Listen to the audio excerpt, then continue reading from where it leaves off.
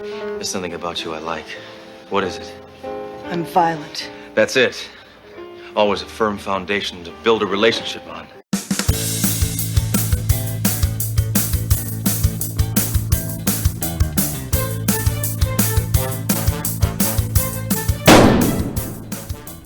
Iain, you scumsucker, can you be trusted to do this week's podcast standing up?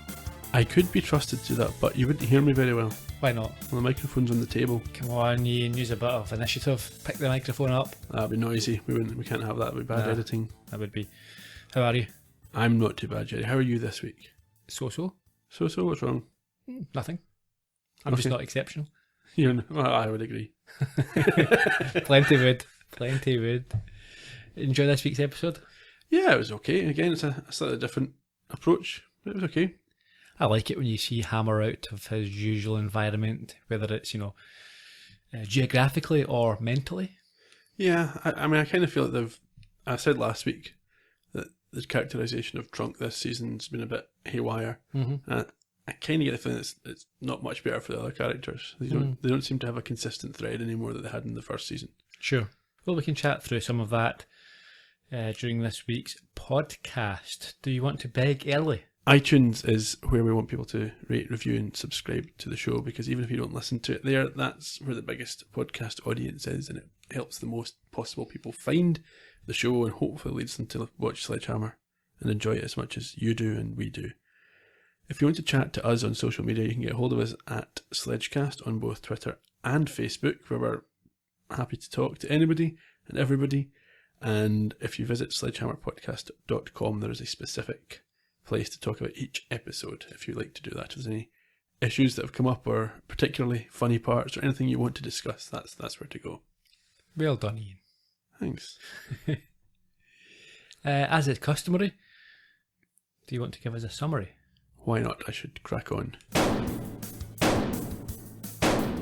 In Vertical, Sledge is stricken with a debilitating case of vertigo after a near-death rooftop experience. When his condition leads to the death of a woman he was falling for, Hammer is distraught. A chance encounter leads Sledge to believe the woman may not be dead after all, but in blowing her cover, he sets up a potentially deadly showdown. When shots are fired, will Hammer be able to save them both, or has he made a fatal mistake? We start on a rooftop.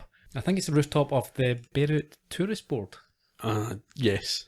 Sledge is chasing a robber on these rooftops, and the robber jumps across an alley to escape, and Sledge attempts the same jump but is a little bit short. What happens? He just grabs one by his fingertips and is then taunted by the criminal who comes over to stomp on his fingers. Yeah, I like that movie cliche. Yeah. He eventually manages to pull himself up by pulling down the pants, as they might say in America, the trousers. The jeans. The denims of the robber. Yes, and once his Levi's are around his ankles, Sledge is in position to arrest him.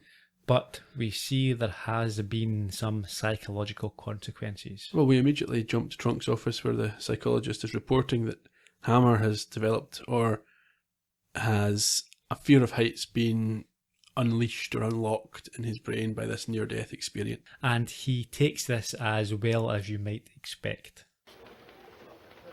Isn't there another test you can do? Yeah, Captain, if some quack is gonna mess with my brain, can't it be somebody whose IQ doesn't match their bust size? Hammer. Maybe I should recommend a permanent suspension. Hey, you got bottled water on the brain? I'm in perfect condition. I could rent my biceps to Rambo and not miss him. Hammer. Dr. Fall says you have acrophobia. That's ridiculous. Look. See? Nothing. Sledge. It's a fear of heights. A fear of heights? Fear of... Hey, does it look like I'm afraid of heights? I mean, please, no, give me your reading on this. Oh, I'm afraid. Oh, my God. Come on, please. Sledge. Oh. Get down!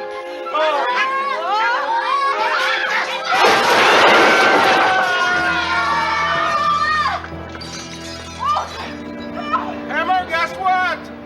What? You're on medical leave as of now. A painful denouement to that scene. Yes, we see Sledge hanging precariously from a flagpole. Yeah. And Trunk yells down that he's on medical leave. It's a bit harsh Very. We see Sledge next in his apartment on this medical leave, and this I really enjoyed this. It was good. It was very clever. Describe it. Well, you see a calendar flicking through dates, and it starts off, they're sequential, and then they start going completely random, different days and different orders, and the numbers are all jumbled up. And it's flipping over, and it pulls back, and Sledge is blowing a fan in his face, and it's blowing the calendar behind him. Yeah. It was a nice take on that trope. Yeah, it was really nice. I mean, obviously the idea is he's been on leave for quite some time. Yes. He talks to his gun yet again. For no reason. No. And he tries to beat his affliction by standing on a chair. Yeah, but he falls off it. Yeah, so we can see that he is by no means cured. That's right, and Dory phones. Yes, he goes over to answer the phone, and we can see he's got a cane that he has to walk with. It's obviously very severe. He's struggling. Dory tells him, though, that Trunk has found an assignment that he can handle, and he says he knew there must be some crime taking place at sea level. At first, when she asks him how he's doing, he says, "Oh yeah, fine. I mean, I'm going to go skydiving and parachuting." Hang gliding, yeah. But then he sees a picture of a mountain and falls down. Yeah. I mean, I'm wondering how realistic that actually is. I mean, is it so bad that if you even imagine heights that you might... I don't know, I guess it's possible. It's a psychological thing, isn't it? It's not a physical condition. In any case, he decides to go downtown, back to the precinct. Yeah, Trunk's giving him a case. He's to basically mind the mall of a mobster. Pete Crane, I think? Pete Crane, yes. He's been investigated by the FBI, and his girlfriend is about to turn state's evidence. Yes, Angelica Del Monte, her name is. So Sledge has been tasked with being her bodyguard, making sure that the mob don't get to her. Yeah, I mean, they initially make a connection when they shake hands and they each try to cripple one another. Yeah, she storms in. She's not happy about being babysat.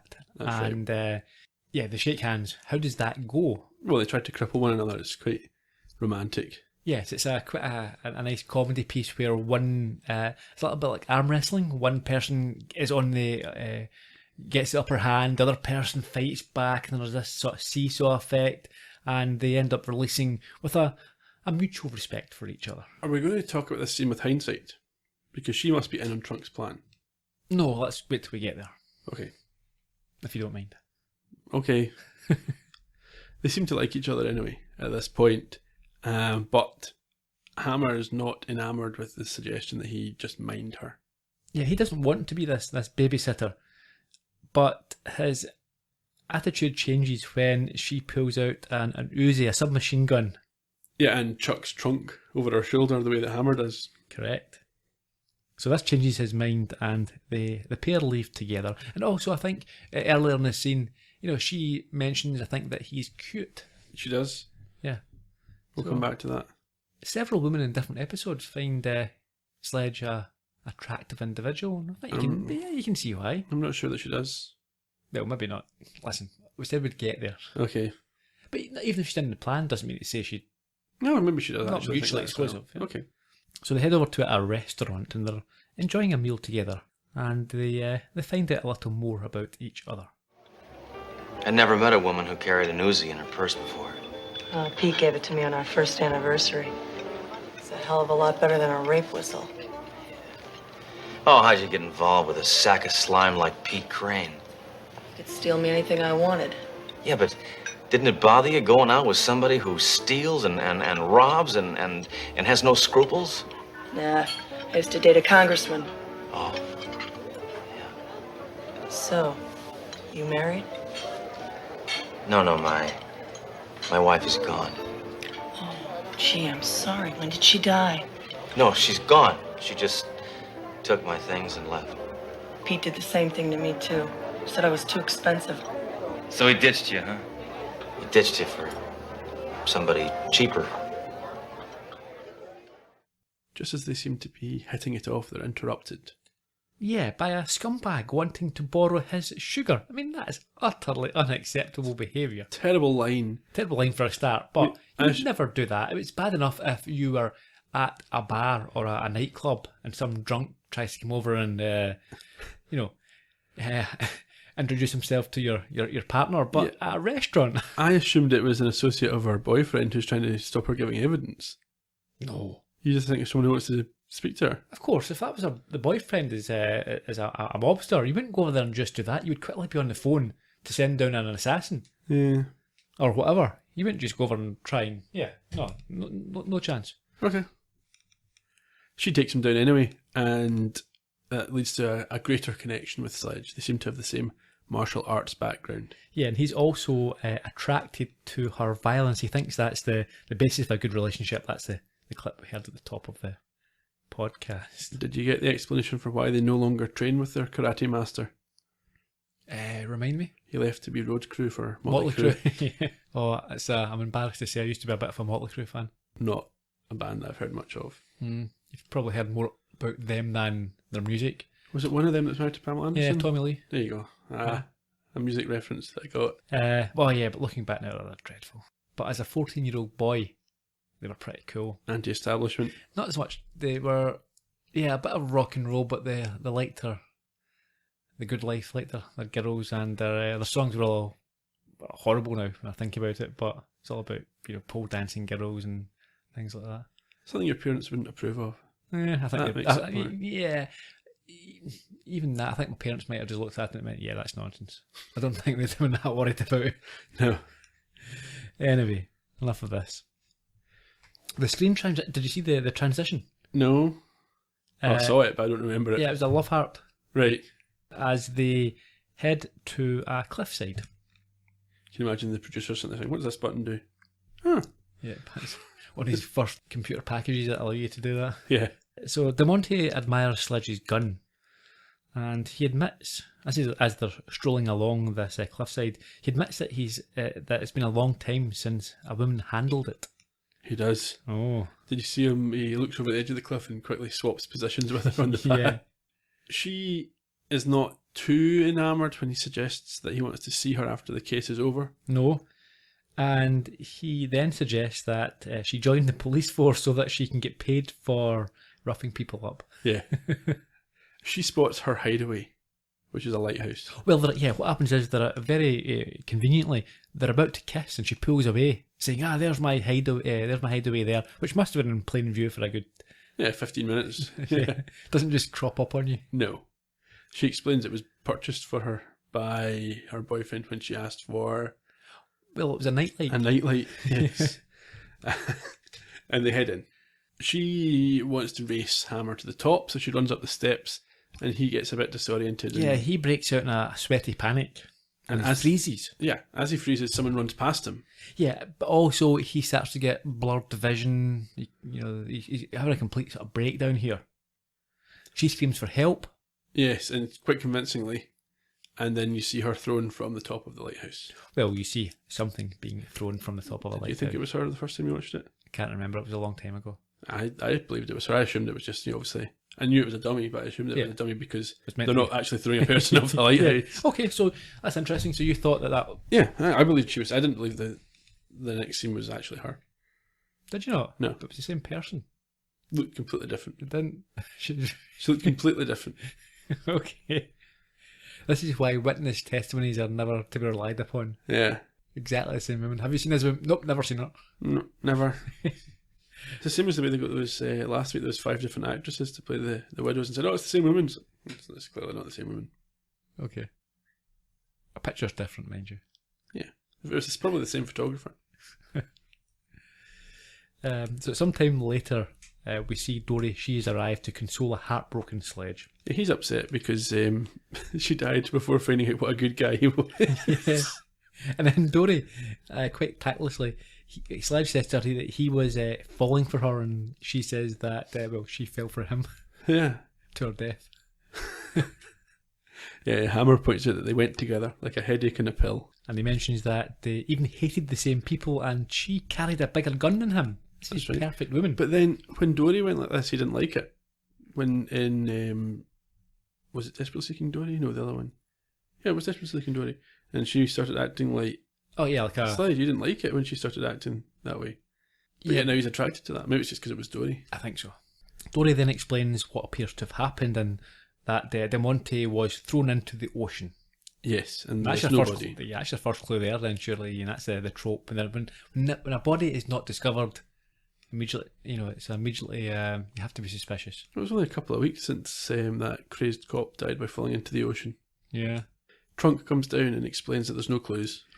Sledge isn't convinced by that, but he is in no physical state to go up there and prove him wrong. Well, he tries and he can't manage it. Back in Trunk's office, Sledge is present as Trunk dictates his report. And he's not coping very well.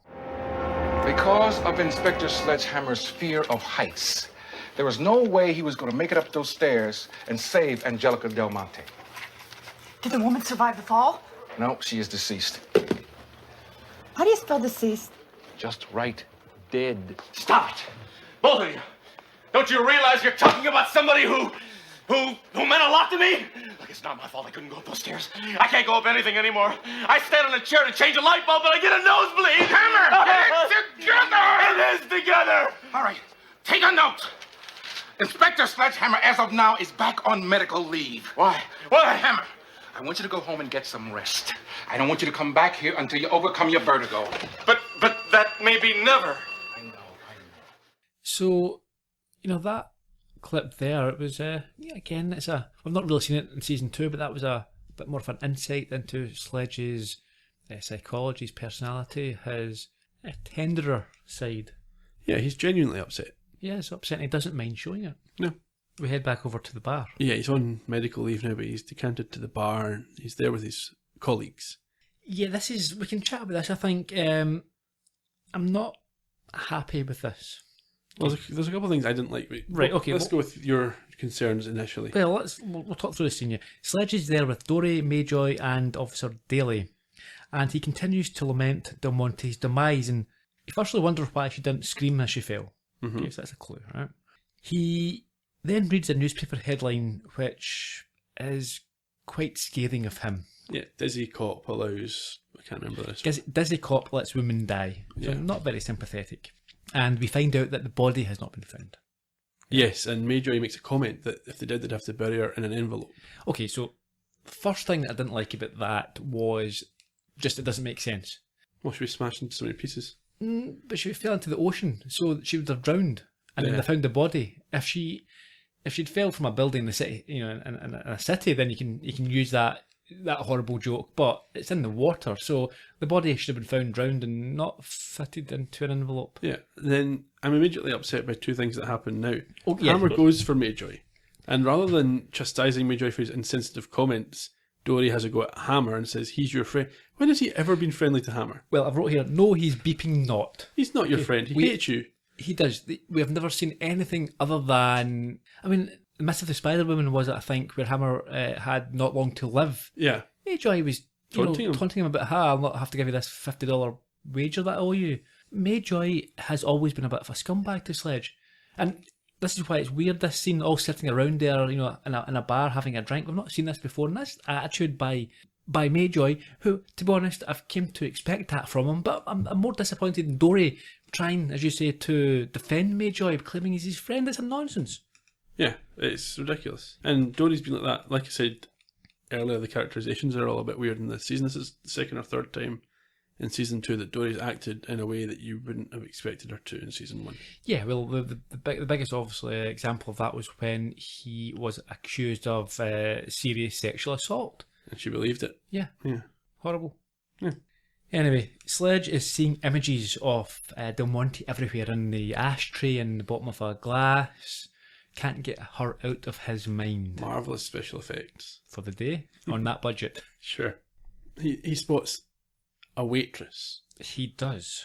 And he believes she might be Angelica. Yeah, because it is Angelica, but Doesn't look anything like you were her. not able to distinguish that. Well, because they make him out to be deranged. Yeah, but you can, never mind that, you can see it's the same person. No, she looks completely different. She's got a different voice. So when you saw last week, when you saw Crocodile, what was it, Crocodile Hammer? What's Bruce. Crocodile Bruce, you went, I'm not sure if that is actually David Rashy, Sledge. Took me a minute. Yeah, he's wearing something different, talking in different It wasn't until he accent. took his sunglasses off. Yeah. I was convinced at that point. In any case, Sledge, he acts very inappropriately here. He gets all... He's aggressive. He's aggressive, he's pawing and grabbing at this apparently strange woman, this stranger, and he eventually has to resort to pulling his gun. Well, he has to do that because Mayjoy tells the other men in the bar to apprehend him, which for a start is assault. Again, Mayjoy, if he's your friend, you don't tell strangers to apprehend this guy. You might end up giving him a beating. Yeah. You know, you should be more... Oh, yeah, let's forget Mayjoy just now. Also, the fact there's a guy behind him who ducks down when he pulls a gun, you would still be able to grab him from behind. Yeah. Anyway. Yeah, so what happens here is Sledge pulls the gun and this waitress agrees to go back to Sledge's apartment. Yeah, she's just fine with it. Obviously, we'll find out why.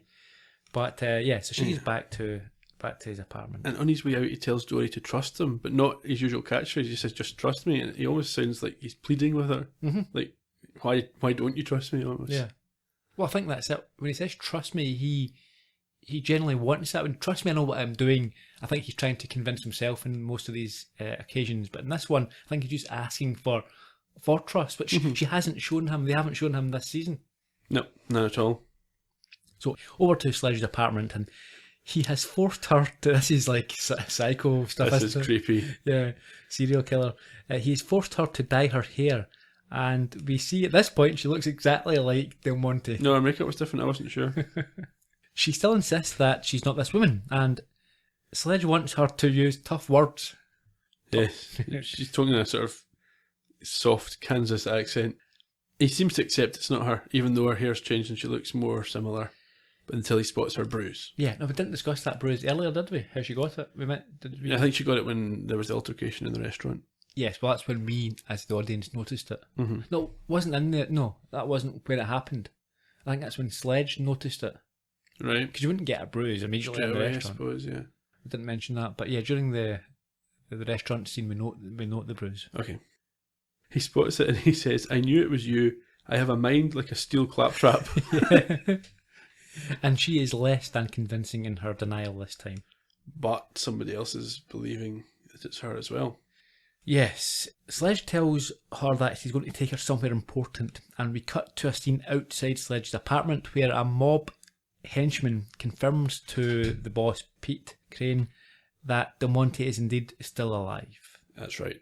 The important place is back to the lighthouse, and they're climbing the stairs, and eventually he gets her to admit it's her. Yeah, well, before that, Sledge is trying, I think maybe to take his mind off what he's doing, he's trying to work out the odds of two people having the same bruise. Yes, he says it's very slim. And after further pressure, as you rightly say, she finally breaks and admits that it was a ruse to keep herself safe, and Trunk was in on it and used Sledge's vertigo to ensure that there were no witnesses to the fake death. So at this stage, let's look back. Okay. So when we first meet her, she and Trunk presumably already have this plan worked out. Well, okay, you say that. Did they? Yes. He's clearly told her exactly what to do to ingratiate herself to Hammer. No, but how do you know this ruse did not take shape sometime after the original meeting? Well, I assumed we went straight from there to the cliffs. There was just No, because we went straight from there to the restaurant. To the restaurant, okay. I'm not sure if you go straight from the restaurant to the cliffs. Maybe you would. I don't know. I don't know. I think the plan was in place. Okay, yeah. Because he's brought Hammer back because he knows about the vertigo, so it's not happened afterwards. Yeah, that's a fair point. So my suspicion is that she was never really interested in Sledge. She was just kind of putting him in that position where her death could be explained away by him not being able to climb the stairs. Yeah, I would have to reluctantly agree with you, disappointedly agree with you, because I thought there was something there, and it's nice to see. It would have been nice to see. I mean, if we go right back to the second episode with Witless, Sledge had a romantic. He did a wee interlude. So I think that's what he needs, to be honest. Maybe. He needs someone. And we've heard him say he can't have it with Dory because you can't have that sort of vulnerability in the Force. But we've seen a few times now where he has been open to the possibility, and I think that a tender hand might take the harshness and the roughness of his character for his own good. Yeah. I mean, at this point, coming back to the present scene, they kiss at the top of the lighthouse, but it's really weird because they're kissing and talking. Yeah. It's also done for comedic effect. Sure. And I assume it's just the adrenaline of the moment rather than anything else from her point of view. Okay, so they are kissing this time. Earlier in the episode, they didn't kiss, she pulled away, and this time they are. Could it be that, she wasn't initially interested, or the primary objective was her own safety, but that she has fallen for him? Maybe, but I don't think so. Yeah, especially when we find out later. Yeah. Okay. Yeah, the kissing and talking's hilarious. I thought that was the funniest thing in the whole episode. It was good. Sledge realises he's cured of vertigo, so looks over the edge of the lighthouse and sees a car. Yes, and he thinks it's the FBI again, still meddling. So Yeah. he gets down to have a word. It's not the FBI. It's not, it's Crane's henchman. And he forces Sledge to drop his gun. But Sledge is extraordinarily valiant here, isn't he? Well, Angelica comes out and the thug explains he's going to kill her because there's a sort of bounty on her head. And Sledge steps in front of her to prevent that from taking place. Says, you have to shoot me first. And he's like, okay. Yeah. He's not going to hesitate, but Trunk comes back and firstly saves them by taking down the henchman, and then makes a really bizarre comment. What's that? He says, Hammer, stepping in front of that woman like that was a very gallant thing to do, but don't ever tempt me like that again. Yeah. Tempt him to shoot him? No. To not shoot the bad guy. Yeah, so basically it's the same old joke about letting Hammer die. Yeah. I don't think that's an unusual way for two men of a certain attitude to behave. You know, back in the day, you'd have perhaps fathers and sons who would not show each other affection through, normal channels. Mm-hmm. No, I can understand that. I think the lack of consistency with Trunk, particularly in this season, makes it harder for these things to work. Sure, but this one is, okay, going back to the attitude of the season one, where he is impressed, he does like Hammer, yeah, but he's not going to show it directly. And he's not beyond manipulating him and using his illness to help him with a case. Okay, in the real world, you would never have someone back on the street in that condition. However, Sledge wanted to go back to work and be useful, and I think looking back, Sledge would say, well, that's fine. He put him through an emotional ringer. He made him think the woman he was falling for had died. Yeah, that's a bit rough. Yeah, maybe he doesn't understand that Sledge has these feelings. Yeah, but I don't know. So maybe he thinks of all the cops out there, Sledge can take this. He doesn't care about women. He doesn't care about anyone else other than himself and his gun. That's a misjudgment. It is a misjudgment. Yeah, you're right. It's not consistent. I think Trunk should and does know Sledge because we've spoke about his father in the past, etc. Yeah. So yeah, no, it's a little bit inconsistent. They head back to the precinct. We're getting an epilogue. We didn't get an epilogue last week, but this is legit a proper reset button being punched. Trunk sums up what's happened in terms of the case, and Sledge is not impressed by what he discovers. Thanks to Angelica's testimony, Crane has been sentenced to 50 years in prison. Well, I guess it's safe to say that relationship's over. Nope. Apparently, after the sentencing, they made up. I mean, they settled their differences. And when he's done serving his time, they're going to get married. By the time that happens, we'll be throwing rice at their wheelchairs. Well, you know what they say. True love knows no bounds. I'm sorry, Sledge. Well, it could be worse. I mean, you're feeling better. No more vertigo, right? No, I haven't had a drop. And I'm not getting dizzy anymore either. Watch. See, look. Camera, get off that. Camera, get off that. Get off my deck. I'm fine. No, see, I'm fine. Look, I'm fine. Oh my God! Yeah. This is terrible. I know. When did they remove that flagpole?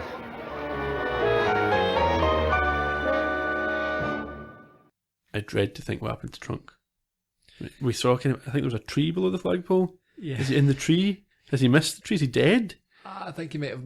It's the type of thing that you could see if it wasn't reset for the next episode, that Trunk would come out in a full body cast. Yeah. Hammer! Speaking through a muffled... Yeah.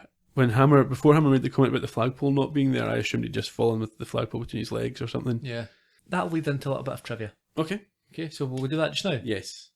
First broadcast on October the 29th, 1987, directed by Reza Badia again. This is his third of 3 Sledge Hammer episodes.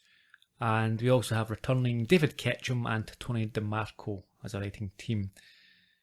Deborah Harmon played Angelica. She was born in 1951 and has starred in Used Cars, Just the Ten of Us, Bachelor Party, Married with Children, MASH and Quincy, amongst other things. Mario Raccuzzo played the Roof Robber. He was born in 1940. He has been in The Blue Knight, The Majestic, Luck, ER, Roseanne, Ellie Law, Moonlighting, Barney Miller, Baretta, Police Story and Star Trek Next Generation. Carol Carvalho played the sugar guy in the restaurant. He's an actor and stuntman, and this is his second of 3 Sledgehammer episodes. Can you remember the first appearance of him? I'll give you a clue. Burley. Can we name the episode and I'll tell you who he was in it? Comrade Hammer. Well, he was just one of the Soviet guys. One of the Soviet guys. I think one of the guys, remember reading Playboy, or the Russian Playboy? Yeah. He has been in Fight Club, AI, Community, some of the CSIs, 24, Walker, Texas Ranger, In the Line of Fire, Out for Justice, Magnum and MacGyver. He's actually been in lots and lots of things as a stuntman. And they're remaking MacGyver, apparently. Yes. Interesting. Yeah, it could be. MacGruber, have you seen that? That was a parody movie. I've not. Yeah, I think it was alright. Simpsons folk love MacGyver. He gets a lot of mentions on that. Yeah, and they also love Matlock. Yeah. Okay, so this was, as you should know, a parody of the Hitchcock film Vertigo. Classic. Who? Hitchcock, was a portly gent. Did he have a catchphrase at all? How many Oscars did he win? Exactly. In 2012, I think I read, Vertigo superseded Citizen Kane as the greatest movie of all time, according to the British Film Institute or something like that. Has it gone back to number 2? Not sure where it currently is, but it just gives you an understanding of its regard. Well regarded. Yes. But not an Oscar winner for the director. No. Now, budget cuts for season 2 meant that the flagpole scene nearly sent this episode over budget. Right. And I'd imagine that's why in the last scene with Trunk, we didn't actually see anything. Okay. Because it would have certainly sent it over budget. Yeah, I think we talked a few weeks ago about the jokes suggesting it was getting filmed close to broadcast. So you can imagine it might be an episode by episode budget rather than a season budget that they needed to allocate. Sure. Favourite line this week? It was the one, she was too young to die. She never had a chance to find out what a great guy I am. Okay. And I don't have a favourite line this week. It's the scene, it's the calendar. Yes, that's good. I like that. So I'm going with that this week. Next week we've got Dressed to Call. Dressed to what? Call. Okay. Sounds interesting. Well, we'll find out if it is or not. We've done our spiel already. Yeah, so that's us then, isn't it? Yeah, let's just call it an abrupt day. Short and credits. Ooh. Cheerio. Bye-bye.